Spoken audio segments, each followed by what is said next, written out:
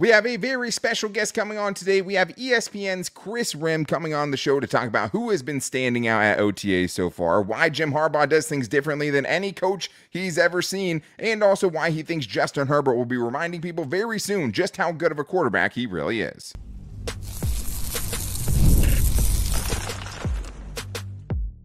You are Locked On Chargers, your daily podcast on the Los Angeles Chargers.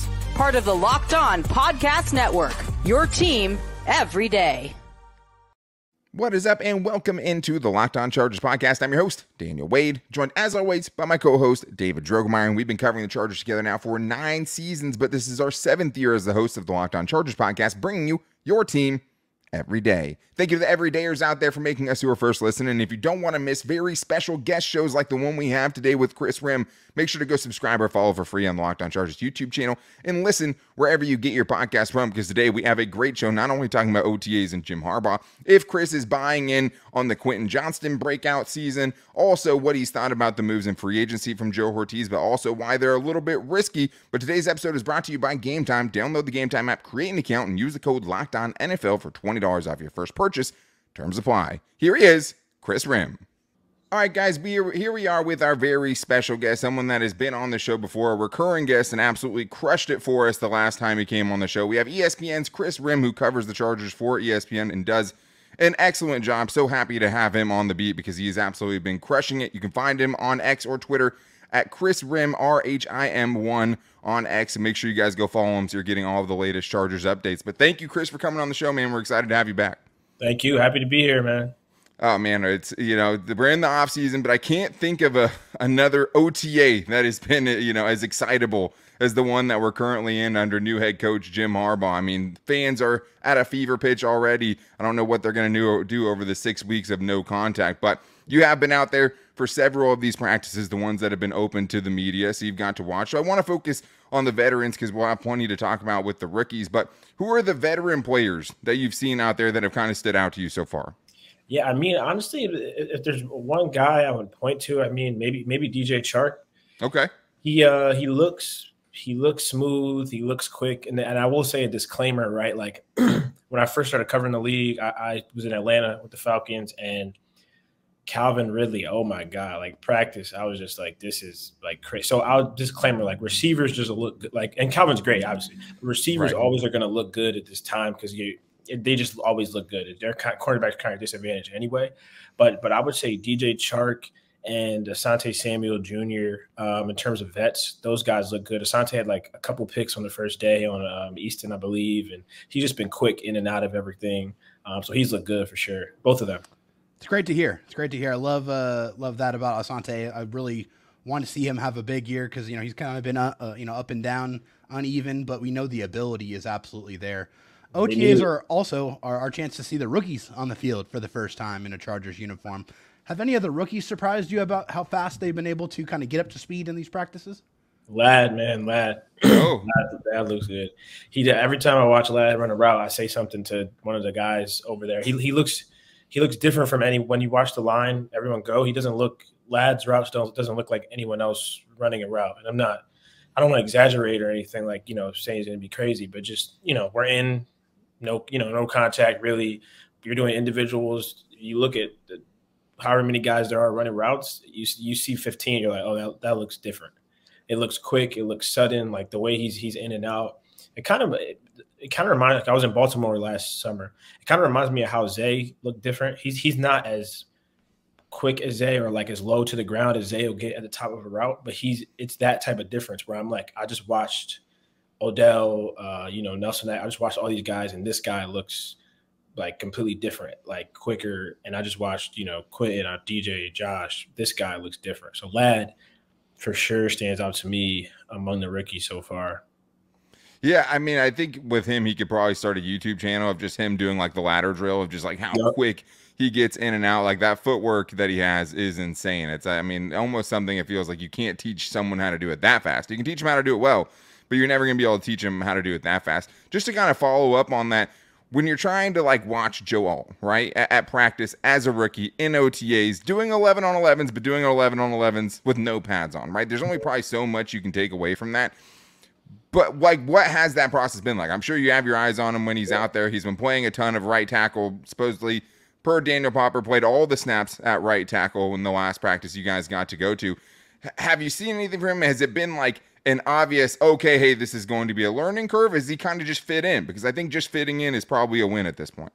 I mean, the thing about right now is, and I'll say this, anyone who's telling you interior play or who's evaluating interior play through OTAs is just like lying. Just because anything in the trenches. Yeah. You can't, like, you literally can't do it. Like they're told to go half speed. They're told not to go. Like, if you're saying, like, if I came on here and was like, yo, Khalil Mack looks really good. Right. Coming off the edge, you'd be like, what are you talking? Like, you know what I mean? Because he's not, you know what I mean? He's not going full. If he's beating his guy, he's stopping because he probably went too fast and they're trying to work on something and he didn't go. So if I'm being completely honest with you, Joe, I don't know. He's essentially getting in a stance, coming out, doing the assignments that they're asking him to do at half speed. I think it's a good sign that when we got out there for the first OTA versus the third one, he's now solidified at right. So I think that's a positive, right? If we're going to think about it, and then you saw Trey Pipkins right next to him, and I think that's, if you want to talk about that, I think that's a positive, right? Because clearly they saw something where they were comfortable enough to say, okay, we don't need to be rotating you at right anymore. You're just going to stay there. But as far as play, I think we'll see more, mini camp, and then obviously, the real training camp, stuff like that. Yeah, but I don't want to lie to y'all and tell y'all. No, I appreciate that. Well, it's just kind of funny because people are out there saying, "Oh, Joe Alt might be struggling to play right tackle." It's like he hasn't even put pads on. Like, what are we talking about here? What are we doing? We can't. Come on now. Like, he's doing what he's doing. Doing what they're asking. He needs to sign his. They probably want him to sign his deal before anything. That's true. Yeah, exactly. Yeah. Well, hey, you have a great perspective having seen OTAs last year under Brandon Staley and now getting to see what they look like in the first year of Jim Harbaugh. What has been the kind of biggest differences so far that you've seen now that, you have Harbaugh and how he's handled this past offseason?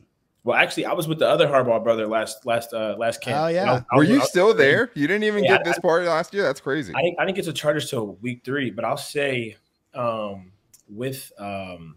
and I was actually working at the New York Times this part, so I wasn't even at an OTA. But I will say Harbaugh camp versus Brothers camp is different from any coach I've seen. This Jim versus any coach, right? Jim is, for example, he's wearing cleats the whole time, and at the end of practice they do like these strength stuff.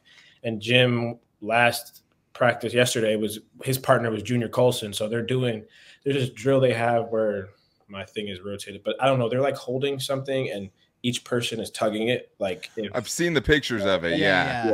So he's doing that with Junior, and you could see Junior's reaction, like he's trying to like pull it, yank it out of him, and you could see him reacting like, what the, like, why isn't he? Why can't I move him? Right? Yeah. And then after that they were doing push-ups, so it's like Jim's laying down, Junior's laying in front of him, and they're doing push-ups and they're going down, arms out, back in, up. And Jim was the only person who was on the exact pacing with the coach. Like everyone was like maybe a second or two off, but he was like exact pacing with the coach. Like, what an animal. Yeah, and it was easy. So I would say I've never seen a coach getting into it, and like he's not like laughing though. Like it's not like he's getting into it and he's like, like y'all got it. Like, no, right.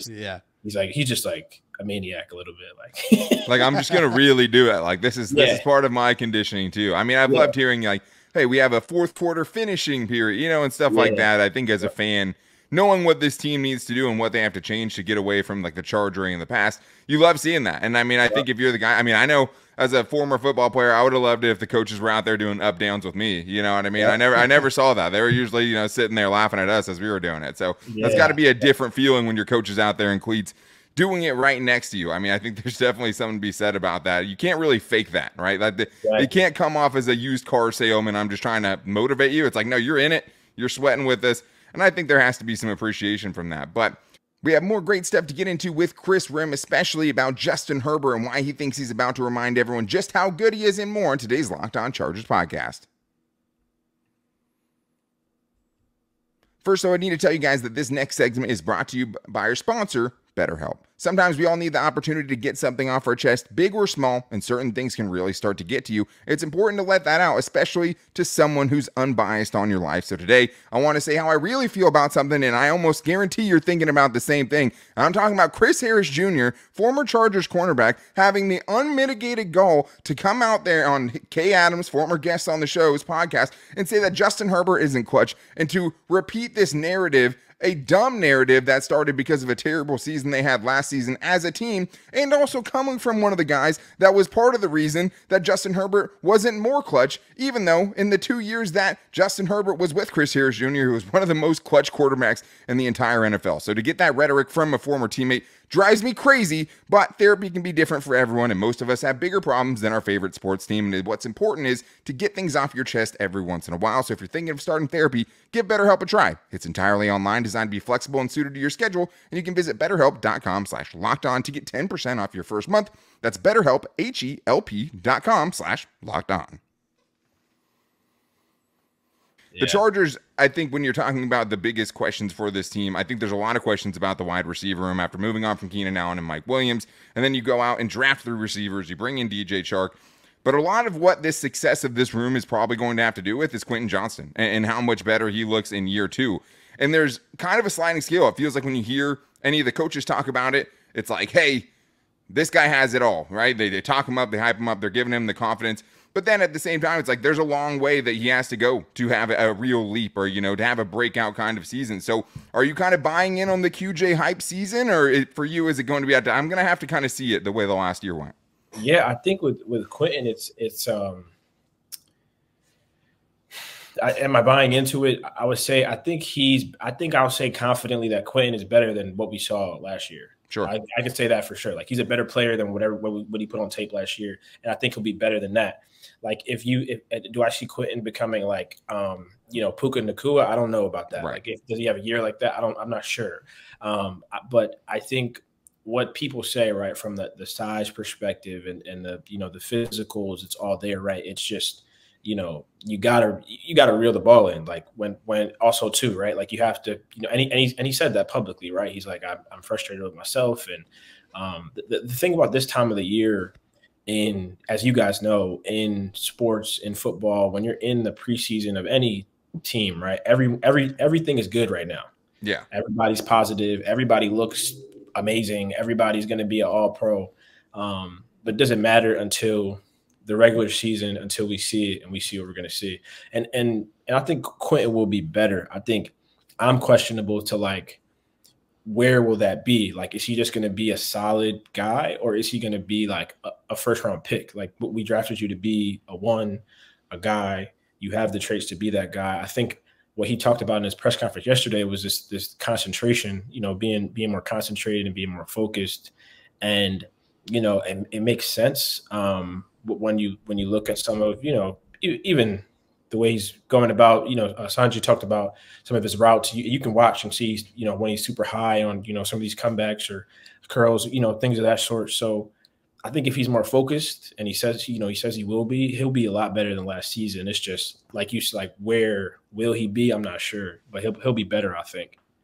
That's good. It's good to hear. Hopefully, he stays focused, gets in front of the jugs machine, catches as many footballs as he possibly can, just to get that drilled down. But seems like all reports coming out of OTAs Tuesday was that Justin Herbert had his best practice of the offseason so far. I think the last couple of years people have kind of forgotten about how good this dude actually is because he's battled injuries. With the foundation of the new regime that they're building, do you think he will be able to remind everyone just how good that he actually can be?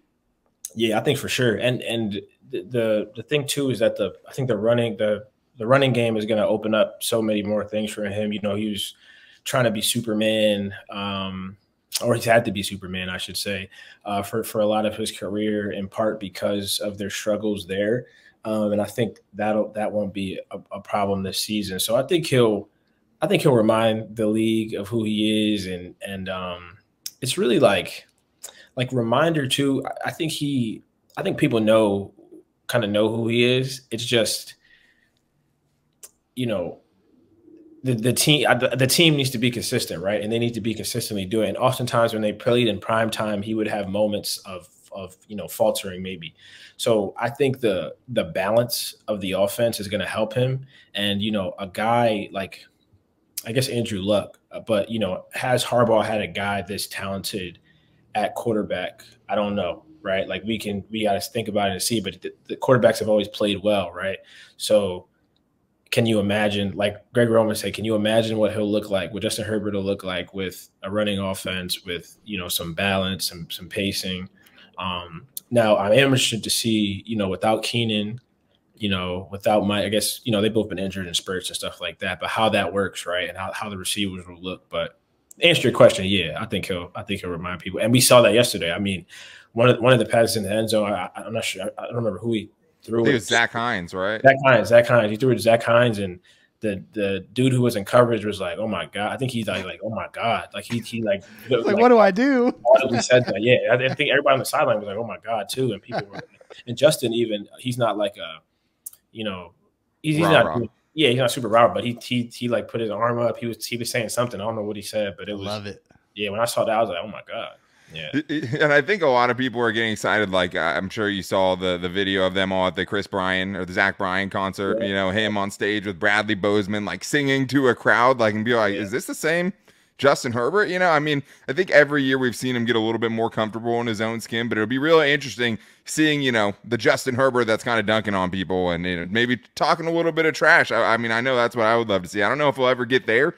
But I think it is fun to kind of see him loosen up a little bit. And if he can kind of play that way, and get that confidence and give his guys that, a little bit, I think they'll love it. But I mean, it's interesting because it's kind of with Keenan Allen, it's a chicken and egg situation. Because like Justin Herbert took Keenan Allen to a level we had never seen Keenan Allen. And he's a dude who played with Phillip Rivers, right? Right. But also having a Tyreek Hill and a Jalen Waddle helps a Tua. Having an A.J. Brown and Devontae Smith helps a Jalen Hurts. So how much will not having Keenan Allen really affect him? Because he was there most of last season when Justin Herbert was playing. So I think it is interesting, and they're definitely going to be counting on him to elevate the young receivers they have around. At the same time, when you see what Justin Jefferson's getting paid, it might not be bad to really invest in a lot of young receivers that aren't going to be getting paid nearly as much. But one of the Chargers' biggest moves of free agency was them being able to bring in Bud Dupree after the draft, because I think a few different reasons, but I think especially with Joey Bosa's injury history, how important do you think it was for them to not only give them depth at that position for if he goes down, having Bud Dupree as your third edge rusher is awesome, but also kind of giving Jesse Minter a strength? Like, hey, there might be some questions on defense, but we're going to give you a legitimate strength to have at your disposal when you're kind of game planning for these games. Yeah, I think it's like if you can get,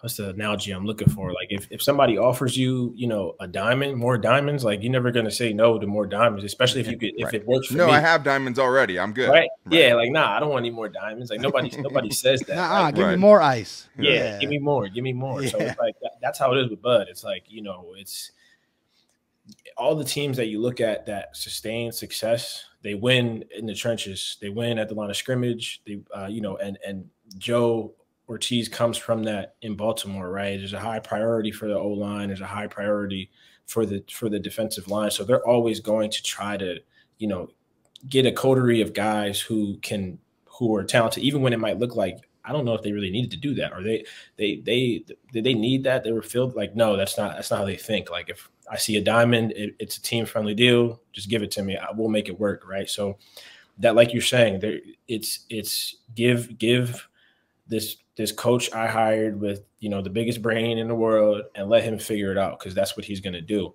And also, guys have talked about that edge group room. It's from personality wise, it was a dynamic of like Khalil's the quiet, the quiet leader who, he's going to talk sometimes. And when he speaks, everyone listens. Joey, time to time, he'll speak, but he's kind of similar. Like he's not going to, speak often. And by example. Yeah. And then Tuli's like this shy, nervous rookie. Bud is, I'm talking every play. I'm letting you know you're the best. And I'm reminding you, I'm giving you so much confidence. And that really helps a guy like Tuli, I think, in his development and just like his confidence, like being able to be like, I am this guy, and Bud is telling me I'm this guy. So I think from a football standpoint, it makes a lot of sense, but also from a room and a character and a team building standpoint, I think he's helped a lot. in that room just talking about how energetic he is. Having a hype man's always good, man. I don't know about you, but it always makes me feel better. I'll tell you that. Yeah, for sure, man. We have much more to get to with ESPN's Kris Rhim, including all of the moves that happened in free agency and trying out guys like Alex Leatherwood and Tony Jefferson, and also just how risky it is to hope for so many bounce backs on this team, and much more on today's Locked On Chargers podcast. First, though, I need to tell you guys about Game Time, because Game Time makes getting NBA Finals tickets even faster and easier, because the prices on the Game Time app actually go down the closer it gets to tip-off. So if you think you're too late to get a ticket to some sort of event, don't do it. Check the Game Time app, because that's actually a lot of times when you can get your best deal. And I love to go on the Game Time app and just see all of the sports, music, comedy, and theater that are going on around me. It's a great way to make plans for the weekend. It's just like, hey, let's check Game Time and see what we can go do, because the best thing is, you know, you're getting the best price with Game Time. You can go check other ticketing apps. Go see what those prices are, because if you find something that's better priced than Game Time in the same section and row for less, you will get 110% of the difference with Game Time. Nobody else is doing that. You also get a panoramic view from your seat on the app, so you know exactly what your view is going to be, so you can take the guesswork out of buying tickets with Game Time. Download the Game Time app, create an account, use the code LOCKEDONNFL for $20 off your first purchase. Terms apply. But again, create an account, redeem the code LOCKEDONNFL for $20 off. Download the Game Time app today. Last minute tickets, lowest price, guaranteed. Joe Hortiz has done kind of some different things so far as a short time as the Chargers GM, trying to find some value over, you know, getting the big name contracts. What does that say about Joe Hortiz, that he's been trying to make this team better, even taking chances on guys like Alex Leatherwood and reportedly bringing in Tony Jefferson for a tryout at minicamp, who hasn't played since 2022? Yeah, I mean, with the, you just look at the Ravens and look at what they do, and you'll see, you know, kind of the logic behind the way Joe is trying to build the team, right? It's like, again, some of the signings, like, I mean, even with Leatherwood, I think it was kind of like a head scratcher for a lot of people. Like, what, you know, what was the, what, why? Yeah. And it's, I think it's like, you know, we just want depth. We want competition. We want to see this guy who, you know, had some potential at, you know, at one point, you know, he's available. We want to see what he can do. I think he's trying to, especially at these positions, like, and I guess it makes sense for every team, but O-line, corner, and D-line, I think especially corner, like when I was in Baltimore, they just like, they're always like signing a corner. And part of that's because some injuries, right? But they always have like corners and safeties, and they're taking chances on guys who eventually get paid. And then they're going to hold firm on who they're going to pay and who they're not going to pay. And some of the who they're going to pay is going to surprise you, like paying an inside linebacker $20 million per year when people aren't doing that. So it's a different approach, right? And I think it's a different approach from what Chargers fans are accustomed to, but it's one that has worked for him. And I think, yeah, I think his mindset is gathering as much talent as possible at like these key areas that have been prioritized from his time at Baltimore, which in my mind are like corner, O-line, D-line. And I think that's what he's done a bit of. Yeah, it seems like, yeah. I mean, the way we always talk about it is like, when you think there's, you know, no stone left unturned, like Joe Hortiz finds another stone. Like, like you thought it was DJ Chark was like a kind of hidden diamond in the rough, or Bud Dupree. It's like, no, we'll try out Tony Jefferson, who hasn't played since 2022. Let's do my guy Solid, who was a scout for me last year. You know, Alex Leatherwood playing tackle for the first time since his rookie season. We'll just literally exhaust every potential chance to upgrade this roster. And I think before, you know, under the Telesco regime, there was just free agency was used to sign a Brian Bulaga to a huge contract, or a Chris Harris Jr., or a J.C. Jackson, all these big contracts, and the hit rate was pretty low.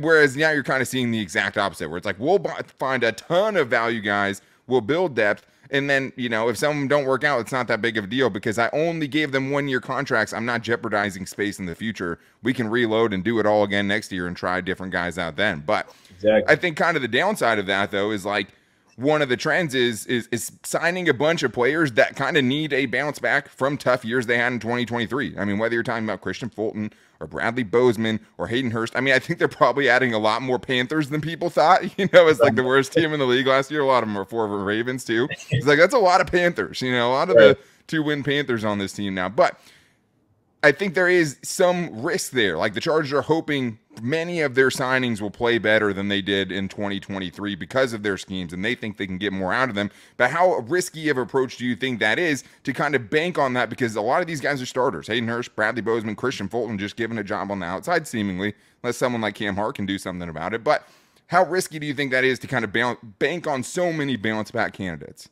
Yeah, I think it's super risky, man. I mean, especially when you look at the offense, right? Like you, and I kind of hinted to it earlier. Like it definitely, you know, if I was a fan, I would be a little bit nervous, you know, about what it's going to look like, right? Like, you know, as I mentioned, right, I think when you look at all of and this is another Raven thing, right? They've never had a receiver go to the Pro Bowl as a receiver. Like they've only had like returners go to right. Like they don't.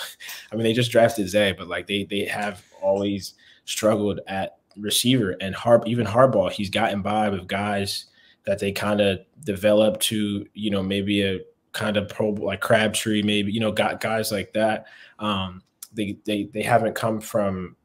They've won without like prioritizing some of those positions, right? And that kind of makes me nervous. Like these are the guys you're going to rely on because in the league, right? Look at all the quarterbacks that are in Justin's tier, or you know, all the best quarterbacks in the NFL. They have a wide receiver one, except have always had one except Lamar. Like they are at some point except Lamar, like a guy who was like top 10 in the league. Now Lamar had Mark Andrews. But yeah, I think when you look at all of their signings, and particularly on the offense, there's some worry because it's like you said, it's like we're banking on these guys who maybe haven't played well last season, or haven't played well in a couple of years, or maybe have never played well, or and we're hoping that they do and they turn it around. So you know, it's coaching, right? Like, and you go out and bring a bunch of these coaches who, you know, you consult these guys and they see something in the players you're bringing in and they think they could bring it out of them. So I think you're putting a lot of trust in the staff. And I would also say it's year one, and I think you'll see, you know, more splashy signings in future off seasons. But I think the way they navigated the cap this off season and where they were at, I think it made more sense to go this route of, you know, what they've done. Yeah, I think you're absolutely right. And I think to your point about like the wide receivers, it's like everyone wants to point out Patrick Mahomes, right? And it's like, okay, but he has, you know, top 3 play caller in the league and a Hall of Fame tight end. So, you know, Lamar Jackson has a Mark Andrews. What does Justin Herbert have? Is like that go-to guy, because I think everything's nice and you want to know that you're going to get into 3rd and 2s and better, more advantageous situations because your run game is better and all those things. But on 3rd and 10, you still need somebody to get open. So, like, I think you have a better offensive line you're hoping, right? You hope the protection's better. You have more threats offensively as far as a more balanced offense. At the same time, sometimes you just need a dude to make a play, and I think the Chargers are going to have to see, hey, do we have that guy, and can that guy emerge? And then as far as the rest of the team goes, it's just like they were limited, right? I say those things and talk about how risky it is, but there weren't a ton of options. Like, they're in a good salary cap situation now, but it wasn't that way. They had to get rid of some really top-end players to get to that point, and I think there's something to say about the Chargers under Jim Harbaugh getting all these guys to buy in on low deals. Like, I guarantee all these guys aren't, you know, the Chargers weren't their only option. I guarantee some of these guys had more lucrative contracts available to them. So I think it says a lot to be able to get all of these guys, even if they didn't play their best last year, to get to buy into what they're doing in LA and what they're building, because I think a lot of those guys could have went elsewhere, and the Chargers also masterfully manipulated the compensatory picks. I mean, I think next year Joe Hortiz is projected to have more compensatory picks in 1 year than Tom Telesco had in 11 seasons. So they're doing things differently. We hope it pays off. I liked all the moves they did, but I still think there's some major question marks about this team. But Kris, thank you so much, man. Take a much needed 6-week break when the Chargers go on their no contact period. We can't wait to talk to you again when training camp rolls around, because you're always awesome. Thanks for crushing it again. Thanks, y'all. Appreciate y'all. Hey, anytime, make sure you guys are going on ESPN. The Chargers page is going to be full of Kris Rhim, and you can find him on X at Kris Rhim, RHIM1 on X. Make sure you guys check him out. He's one of the best follows on Chargers Twitter, so check that out. Another special thanks to Kris Rhim from ESPN. Can't wait to get him on again. He always comes on here and crushes us. He's one of my favorite people covering the team right now. Make sure you guys are going and following him if you haven't already. And make sure you guys are subscribing and following to the Locked On Chargers YouTube channel and following us wherever you get your podcast from, because we will be back with you guys on Monday as we go to our 3 shows a week. with our buy or sell. We'll let you guys get in on that buy or sell, and we're going to continue to pack this offseason with as many big guests as we possibly can and get into all of the latest news as we always do. So make sure you also follow us on social media where we put all the shows out at Locked On LAC on Twitter, at Locked On Chargers on Instagram, our Locked On Chargers Facebook page, as well as me and David's personal Twitters, for me at Dan Talk Sports and David at Dro Talk SD, because we post the show to both of our pages every day as well. So thank you guys for checking out today's show. Make sure you guys are back here on Monday for Chargers Buy or Sell, getting into the biggest storylines and overreactions. But until then, take it easy and go Bolts.